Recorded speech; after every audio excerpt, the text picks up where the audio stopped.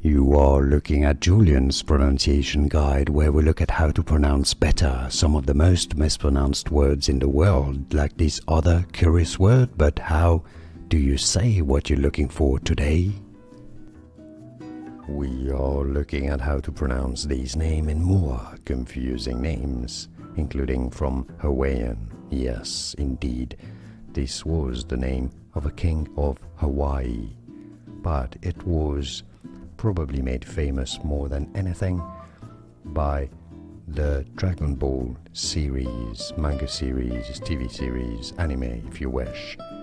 Kamehameha is how you say it, or Kamehameha if you're talking about Dragon Ball. I'm not sure I can do it really well, but Kamehameha is how you say it. It's easy, and now you know. Like this video if you found it useful. I appreciate your support. More videos for you here to learn more correct pronunciations. Thanks for watching. Here are more videos on how to pronounce more confusing words and names too many mispronounced. Like this video if you found it useful. I appreciate your support. I'll see you soon, and thanks for watching.